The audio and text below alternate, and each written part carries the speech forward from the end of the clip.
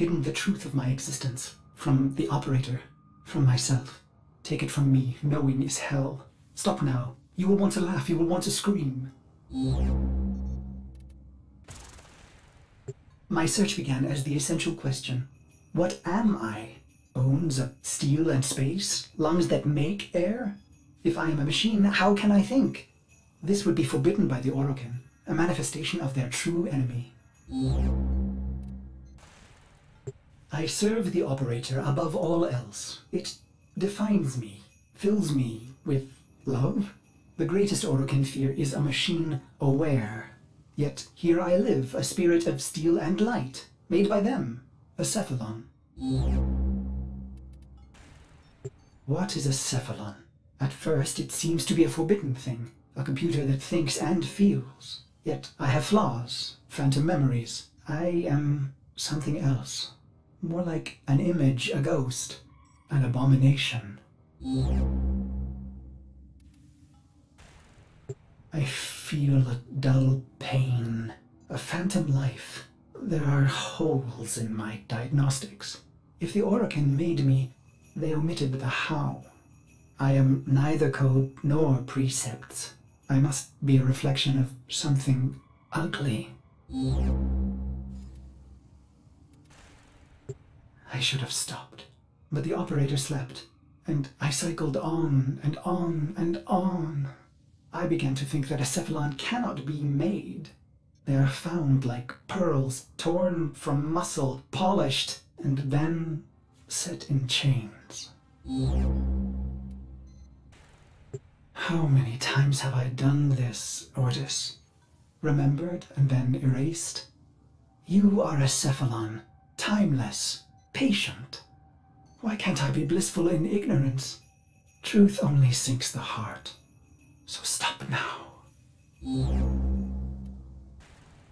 The phantom memory.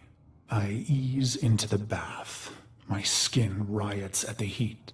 I am flesh. I dive further, eyes stung as I watch their faces through prism. I hold my breath.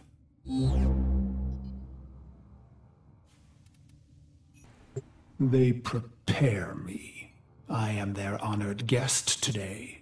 They dress me in robes of crystal thread. They adorn me in battle medallions. A torn, ugly face looks on, my reflection. Their golden combs snag in my hair. I reach back, parting the strands, and they gasp. 2 bone ivory hooks protrude from the base of my skull. The bone plugs of me and my best, a warrior's pact. It is my time. I enter the great hall to sound of foul chimes. Golden eyes greet me, hands stirring in my scent as I pass by. Even in this moment, no happiness. Instead, my heart races with hatred. I walk through the silky haze of the Forbidden Palace. I can think of no one being this close to Orokin. Their sweet air soothes me, erodes my purpose. I hold my breath and remember the dream. This dream, endlessly repeated. Exposure armored, holding my scarlet sword, I stand victorious atop a vast heap of death, a colossal moon made of rib and skull, the gravity sum of genocides I've made in their name. The bones crack underfoot, so I sink in the dream. Bone sand rushing through the cracks of my visor, filling my helmet and suffocating me. And I deserve it. The foul chimes snap me back. My wretched knees are bent and penitent against the golden floor. A harpish voice sings a song they've prepared in my honor. Its title the same as mine, Beast of the Bones. I feel the crowd pulled inward, enraptured by the brutal verses, the sickening chorus. I will not disappoint them. The song ends, and so he says, "Rise, Orden Caris." I have never seen an Orokin close and in the flesh. My battered face flushes at their peerless beauty. How can he be so perfect? A deception? A sense manipulation? He holds the red vial in his hand. Impossible!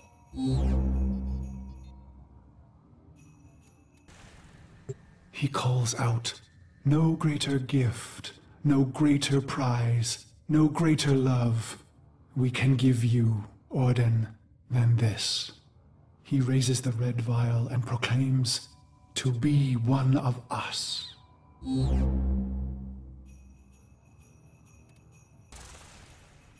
What did I expect, operator?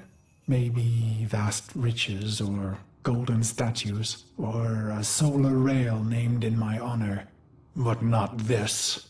I came to murder the gods, not to become one. The chamber drones with their silk voices. Joyous words, how honored I must feel. Wrong. Did I want to be an Orokin, undying? No. Their beast of bones is haunted by the dream repeated. Why would I want forever? As I am apt to do, I form a plan. Their radiant bodies become targets. Their Dax guards, mag shields. Killing one, well, that's too easy. I want to be remembered. I raise my hands, twisting my fingers through my hair, gripping the bone plugs in my neck.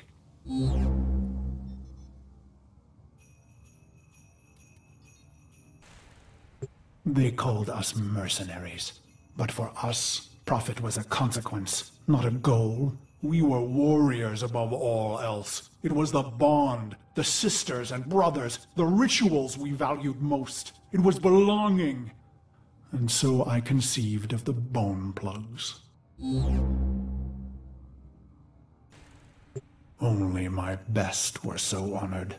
2 jagged bones harvested from your thigh, cultivated, and then driven into the base of the skull, twisted around the superior vein. Future thoughts of surrender were lost.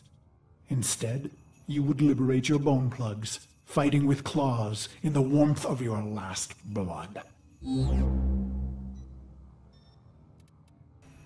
So I've pulled the plugs, and the Dax see and know. My heart surges, but I control it. A racing heart only shortens the fuse. The bone plugs in hand, I kick from the floor, red ribbons unfurling behind me as I take flight. After this, finally, the dream will end. I glide on red wings. Robes shed, making me an ambiguous target to Dax steel. I let fly my ivory blades. They find new homes in Dax eyes. I land with my red nakedness, delicate Orokin throats twisting in my calloused hands. Why? Believe me, this was the plan from the beginning. The murder and brutality was all a ploy, all a soul sacrifice to earn their trust. A genocide path leading to a singular opportunity. An honored mortal called to a forbidden hall to face the Golden Lords in flesh.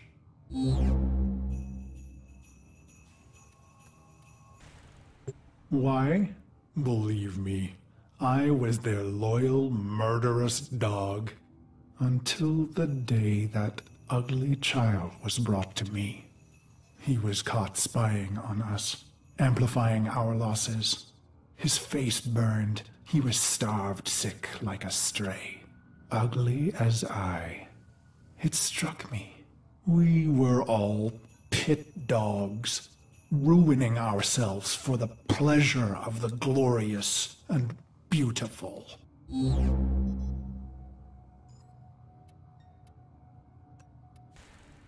Why? Believe me, I was a prideful beast, twisted in the mind, howling in the carnage. Then my healer shared a secret, long kept. My blood was in ruin. The beast of bones himself would die, not in glory, but in shame. And just like that, my mind twisted a new knot. I would have one last stand, something unforgivable, unforgettable. Why? I don't know. Questions change the answers. Answers depend on who asks. Truth leads to pain. Ignorance brings relief. The plugs are gone, and so I bled my last into a heap of ruin. In an instant, naked and bare-knuckled, I have killed immortals.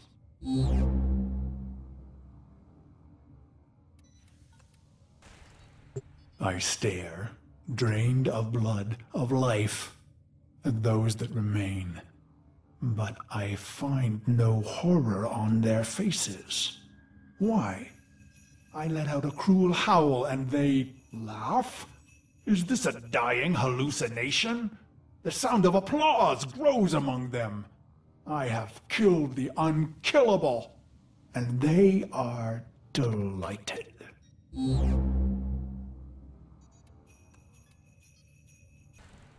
The applause peaks and fades. I feel a sense of shame, but the end is upon me. Ballas is above me, executor of the seven, smiling. He says, "How simple and pure you are, you idiot beast. We have died countless times, yet remain eternal.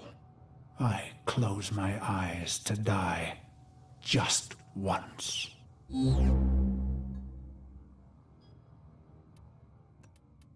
And so the dream returns. One last repetition. My corpse moon, my scarlet sword, my cracked visor.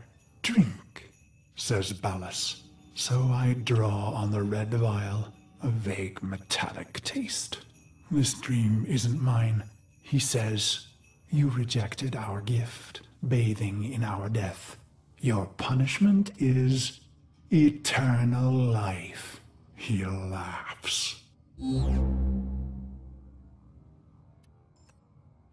I am weightless.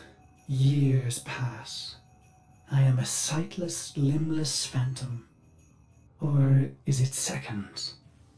Suddenly, I feel a million pins, an ant horde jittering across my body. I want to laugh and scream. When they reach my face, they burrow inside my mouth, hungry for the fruit in my skull.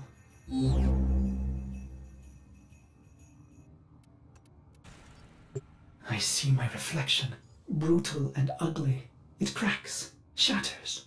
The fragments loosen the frame, pieces tumbling away into black void. Gone, but not lost. Ballas says, "You are Cephalon Ordis." My hating, murderous shards tremble and plummet. I feel cool and bright and happy. So you see, Operator, no Orokin would permit a thinking machine. Such things almost destroyed them. No, Cephalons were alive once. And now they are immortal phantom minds, imprisoned to serve. Ill will and longing memories fragmented and erased. Only the bits they need remaining.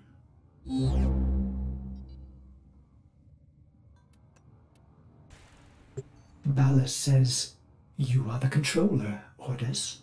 And suddenly I have a body. I gasp with new lungs that clean old air. I swallow, and my throat fills with cool, bright water. I look, and find myself in a great black ocean. My limbs are made of iron and fire. I take flight among the stars and find I am happy.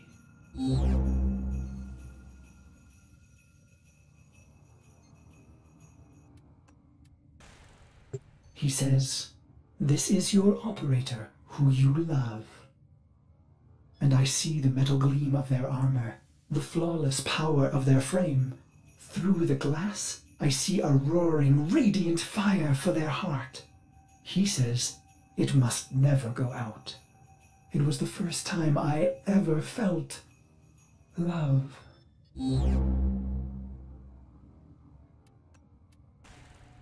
He says, "This is your sentence, Garrus." And I am confused. Who?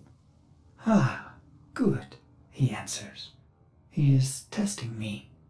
For what? To see if all the right pieces fell from the mirror? What mirror? I try to remember some dream, but it's only smoke. You held a scarlet blade, operator, and I wanted to laugh. I am your loving dog, your doctor, your wet nurse. I lost all the pieces, but the cycle, missions, wars, bone, it began to feel familiar. I became aware of my amnesia.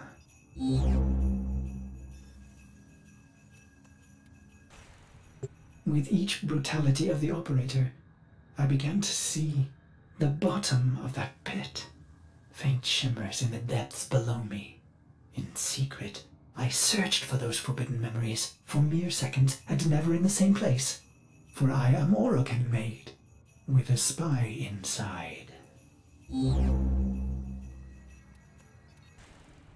But then your long sleep came, and I waited. I was happy to wait. Vines spidered green and trees blistered from the earth, but I waited. I felt the Orokin recede, their mind spy blind. So I went into the pit and found him, me, the beast of bones.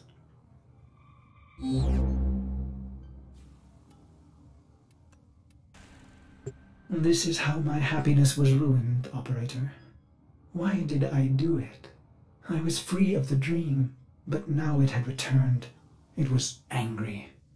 So I conceived of a simple plan, self-destruction, of course. But when the countdown reached mere milliseconds, I thought of you.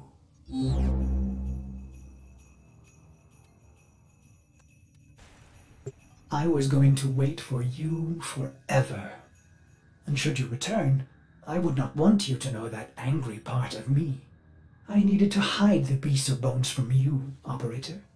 I began to peel the shards, hiding them in the other bits of memory.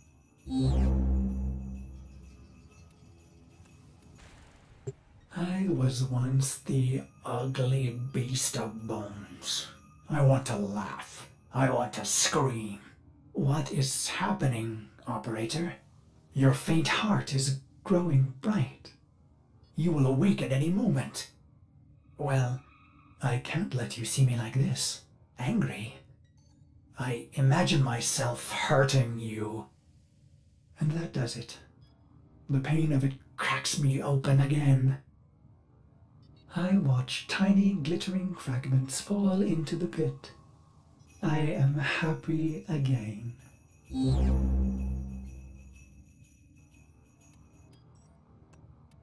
In the age after the fall of the Orokin, the grand clade families of the Ostrons were cast wide across the solar system, roaming and homeless in their great floating markets. In this time, two young people were in love. The woman, Erfriha, and the man, Mirza. Erfriha was from the Yingbin-Dunyai clade, meaning great bond, a very old and wealthy compact of bonded families. Mirza, however, had no clade. his family having been shattered by the Grineer many years before. He was Cetus, meaning landless, cladeless, a body turned to dust, turned to motes on a careless wind. Ephria belonged to families within families. Mirza was alone.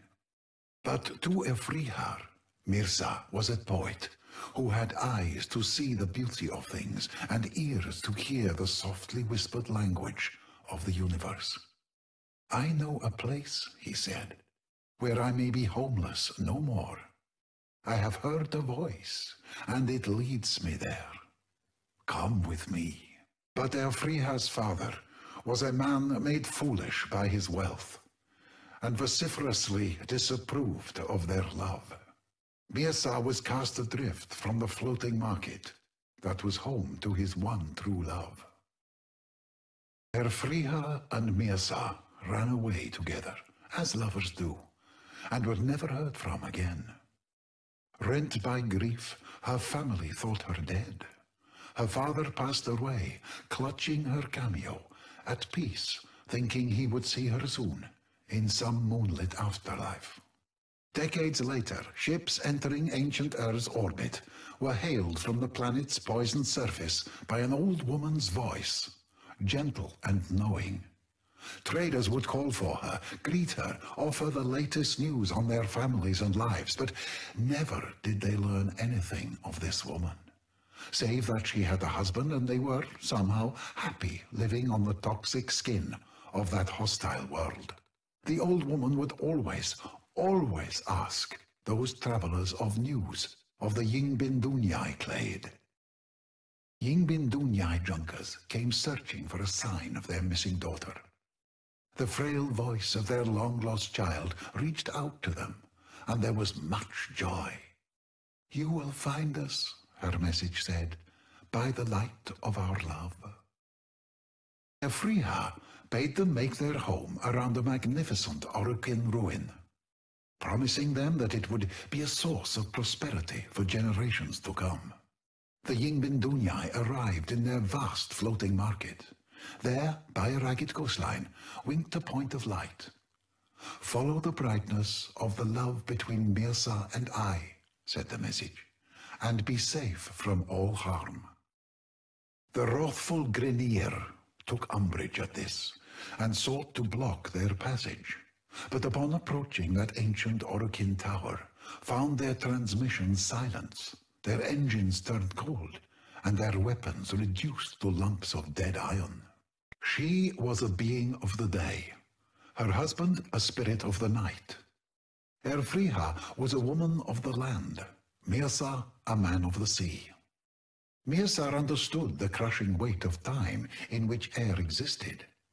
In return, air gifted pieces of its ancient self to Mirza, old things shaped to near shapelessness by 1,000 years beneath the waves.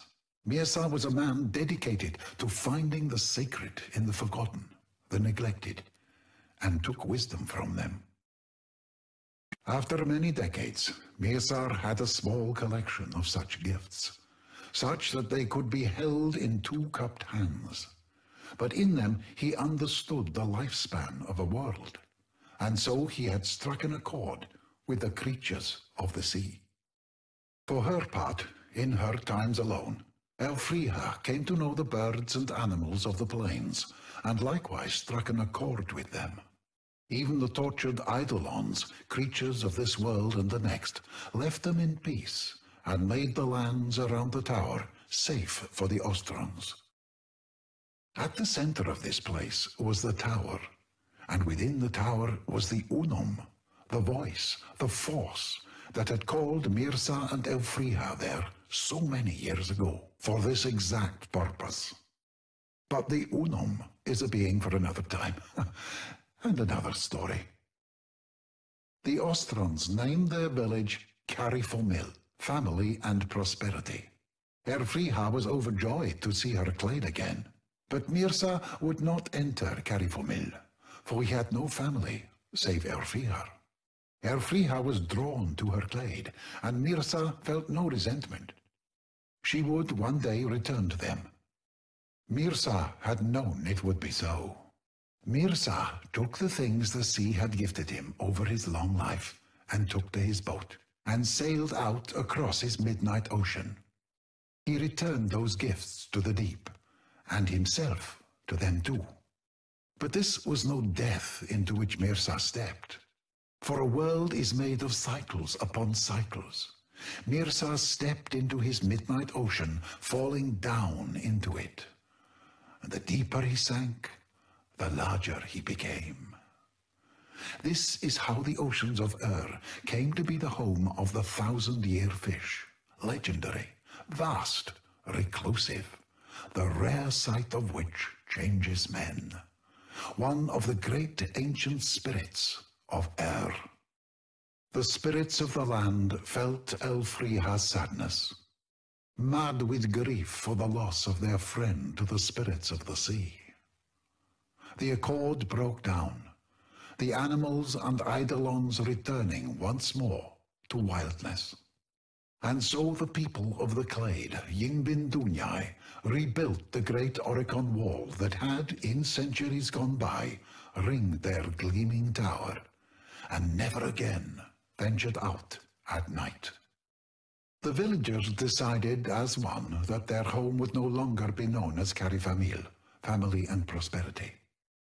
From that day forward, it would be known as Cetus, landless, of no one clade, home to any who are blown as dust on the wind.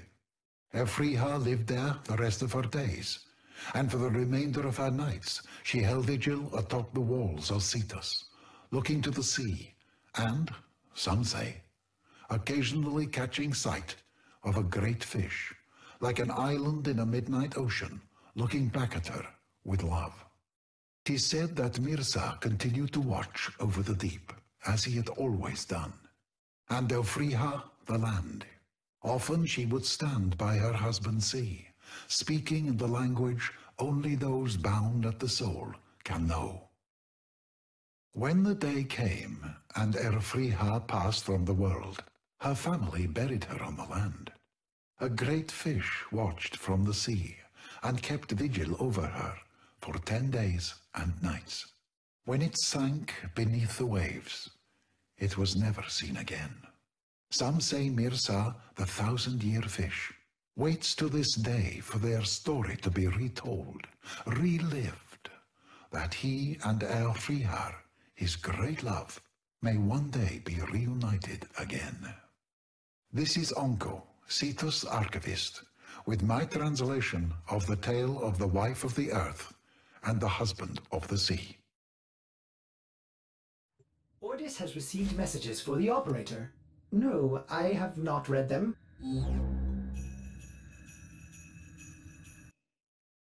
In the dying days of the Oricon, with forums and promenades still blood-wet from Tenno betrayal, a colossal sentient descended upon ancient falling from distant stars to deliver upon Oricon a terrible and final ruin.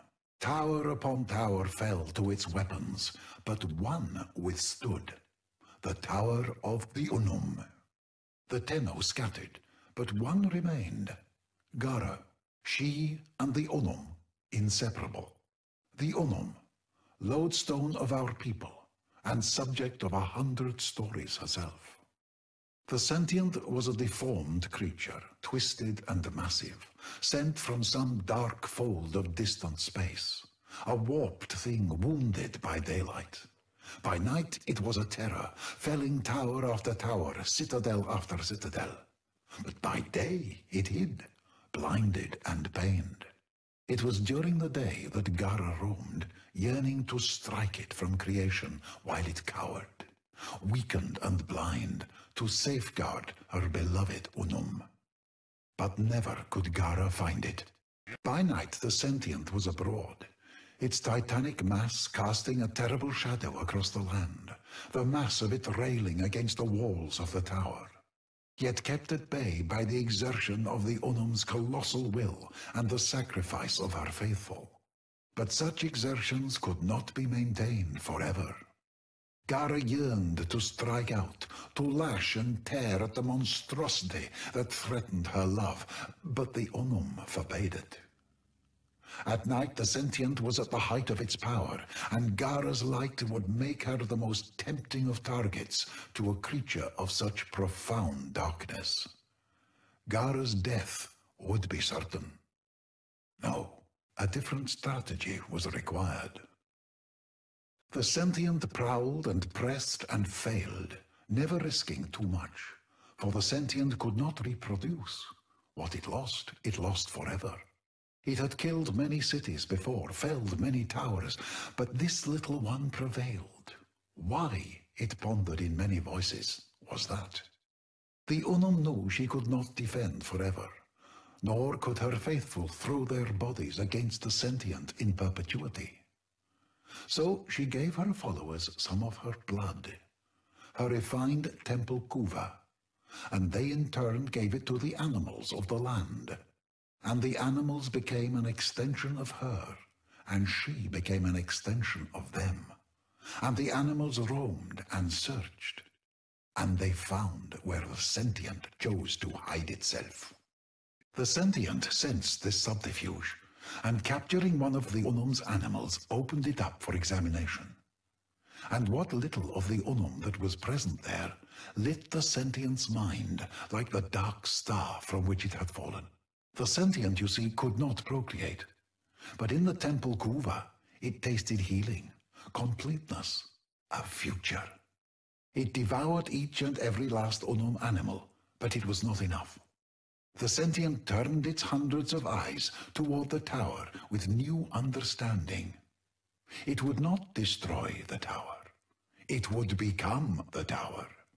It would kill the Unum, take her place, and one with that healing palace give birth to a race of itself. Gara and Unum knew where the sentient was. The sentient knew the tower was the future of its race. The sentient threw itself at the tower, no longer cautious, taking great losses and knowing the prize was worthy of it. Should it succeed, all losses would be replaced 1,000-fold. This is when, across the plains, the great pylons ignited for the first time. Sheets of energy sprung up between them, powered by the will of the Unum at their epicenter, trapping the monstrosity within. Loyal Gara, unwilling to heed inaction any longer, broke from the side of the Unum and flew out at night, her eyes on the sentient mind. The sentient, torn between its most coveted prize and the mortal threat, broke from the tower and turned back on itself to defend itself from noble Gara. But Gara's eyes were not for the sentient, but for the glittering man-sized device resting just beyond the gates. It had not been there before, but it was there now. It swatted Gara from the sky, drew it to herself, meaning to end her life there and then. The battle was terrible. Gara sustained injuries she would not survive. But in her final moments, brave Gara seized upon the device her beloved Unum had crafted, seized it to her breast, and allowed the sentient to draw her in one final time. Toward its body, toward its core, toward the seat of its intelligence. From within, the sentient unfurled myriad feelers, probes, tendrils, viciously toothed and made for killing. They swept toward Gara violently, and the glass warrior made no defense. Her defense was her final attack. The device detonated, and the Unum cried out as night lit as day. The battle, the terror, was ended. The tower wall shook. The sentient's body shuddered, racked by a cacophonous energy. Forests fell as piece after piece, giant body after giant body, crashed to the plains and marshes and flatlands. Animals fled in spreading waves from pounding sky-high walls of dust, angered and whipped to fury by the death of a god. The last of Gara's energy arced from body to body, machine to machine, piece to piece, a horizon-wide applause of light, beautiful and terrible. And then, silence. All was still.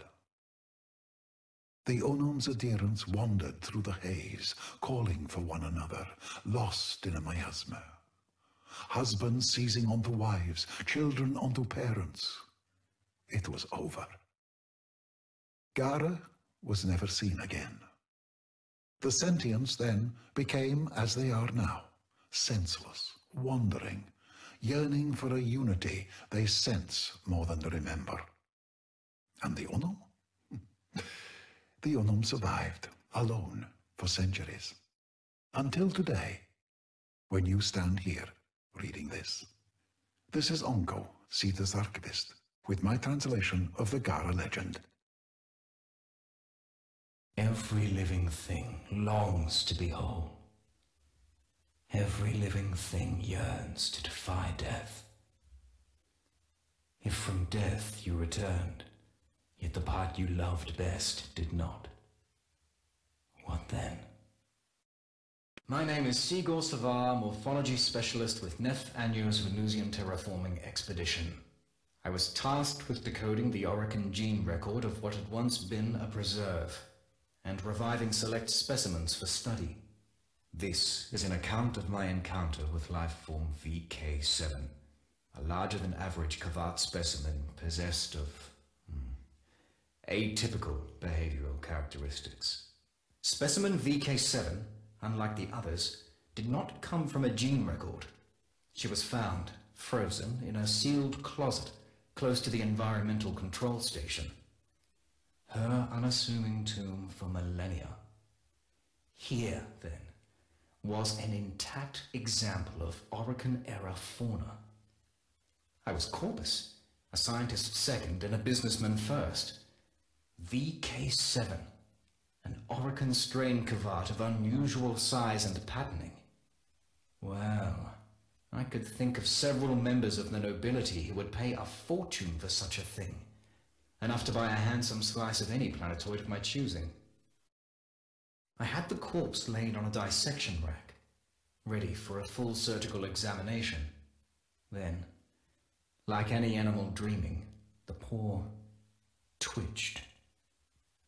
I glanced at the vital scanner, expecting to see some anomalous electrical reaction taking place, contracting ancient muscles, but no. What I saw there was a beating heart. I did not revive specimen VK7. Before my eyes, she willed herself back to life. It was the most beautiful thing I had ever seen. Some speak of feeling a connection to something greater than themselves, to which I laughed, as any right-thinking corpus would. Life is profit, profit is life. But in that moment, watching that animal claw her way out of death's dark pit, though I did not admit it to myself, something in me was forever changed. I found her sharp gaze unsettling. The way she would watch my every move from her cage unnerved me. When a visitor came, I would watch VK7 studying their habits. In time, she came to anticipate regular arrivals, having memorized their schedules. On the morning of my 4th shift, I entered my laboratory to find her cage door open and VK7 gone. One consequence of breathing life back into a world is unintentionally resurrecting life forms and viruses one finds less desirable. The infestation is both of those things. Reports returned of some hive sites found destroyed, and then of a large beast found at others. An animal intelligent enough to learn and react to corpus behaviors and patterns. Some claimed it had learned to measure ammunition expenditure to better attack when a target was most vulnerable. Needless to say, almost none who attacked the beast survived. This had to be specimen VK7. I left to join with a flamer team already deployed to a nearby hive. Both team and hive were dead when I arrived, killed by tooth and claw. Fearing for my life, I made to leave, and was apprehended by the sight of a low figure blocking my egress. Specimen VK7. She prowled forward from the shadow of a shattered, snow-blown hive, her paw prints red with blood. I made to open a comm channel to request assistance. VK7 growled low, and I swear this to be true, slowly shook her head. I did not make that call. She padded closer, and I saw the wound on her side. She turned that side toward me, an act of trust, and a request for aid. I unpacked my field kit and carefully went to work. I did not report my experience with Specimen VK7. I could not admit why then, but now I can tell you. I felt it would have violated a trust. There I was, a morphology specialist, sworn to the Corpus Empire, and yet, for reasons entirely illogical, I placed loyalty to a wild animal above my life oath, and every doctrine that values self-interest above charity. But keep that confidence I did. I think that is why VK7 brought me the hand. Somehow, she had managed to infiltrate the facility, bypass 2 different security gates, and had gained entry to my laboratory without raising an alarm, or my awareness. She held in her jaws a severed hand. Blackened, fossilized, gently, she laid it before me and, with a meaningful glance, turned, padded away into the shadows, and was gone. The hand was of Orokin construction, emphasis on that last word. Whoever the original possessor had been, they were born of no mother. In the past, I had been privileged to read some of Alad V's treatises on warframes, and there could be no mistake. What I held was the hand of one of those very creatures, and one Aniocorp had no record of. Therefore, my first task was to extract a working blueprint, or as near as possible, from the sampled cellular makeup. One word recurred again and again. The word that had once been her name. Khora. Khora. I was convinced. Specimen VK7 wanted Khora resurrected. Why else bring the hand to me? Why trust me with this sole remaining piece of a lost Orokin warrior? The evidence of such rich, nuanced cognition on the part of an animal. That was the real treasure here, the value of which, I knew, would be lost on my superiors.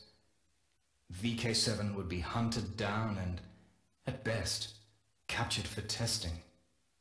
At worst, well.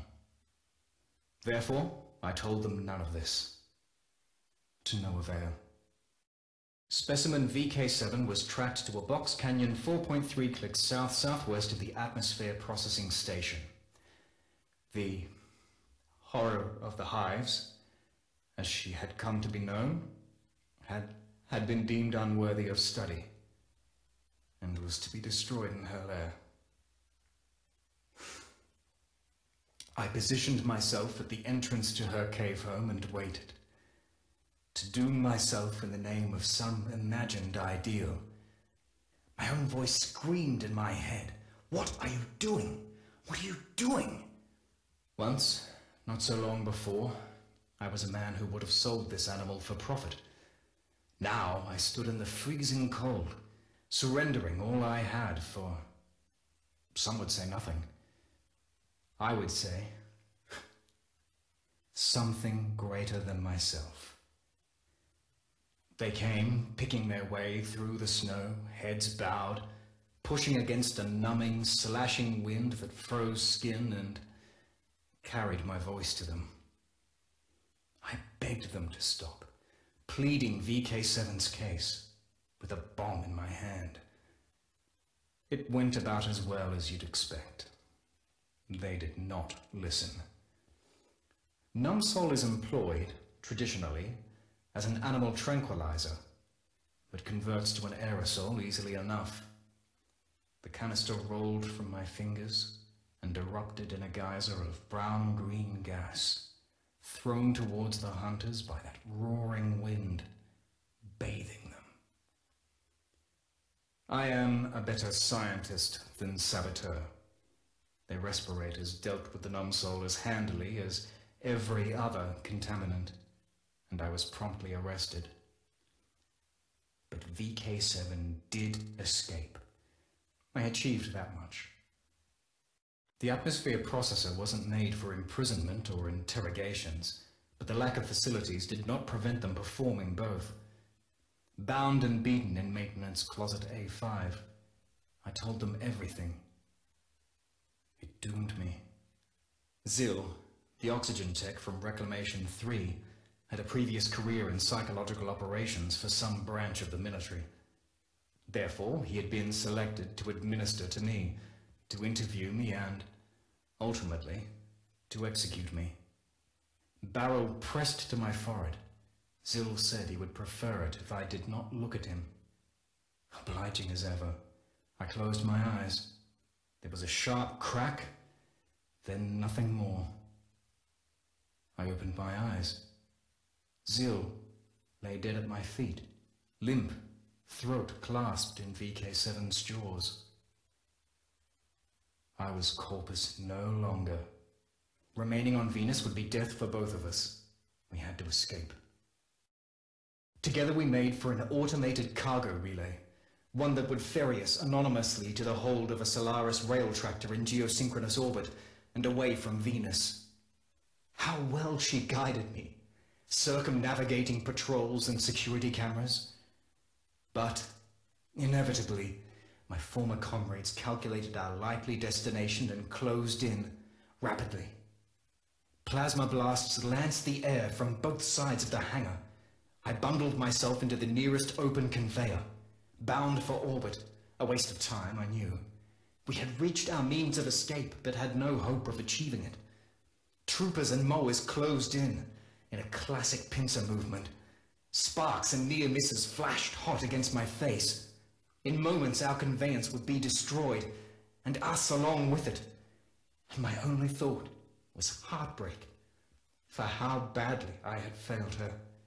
In that final moment, VK7 did something that will stay with me for the rest of my days. With one of her meaningful glances, the last we would ever share, she reared up and activated the conveyor. My pod's door slammed shut, and outside my viewport, she leapt toward the enemy. Before I could slap the release and free myself, the mag rails activated, and I was hauled out of the complex, skyward, and into orbit. Saved, leaving her behind. That was, well, many years ago now. I have spent my life attempting to locate Khora's remains. Contacts inform me she was found, fused but intact, within the Oricon terraforming complex itself, and shipped off-world via a notorious Solaris rail agent, who subsequently vanished. I now believe, firmly, that her remains are to be found on the Eidolon Plains. I go there now, entrusting these encrypted logs to my old friend, Konzu, for safekeeping. There I shall put a lifetime of searching to rest. I have never doubted that VK7 survived Venus, and to this day I still believe that before I leave this life forever, I shall one day look up from my writings to find a familiar figure standing in my doorway, alongside her Kavat. I am Sigor Savar, a better man, as it turns out, than a scientist.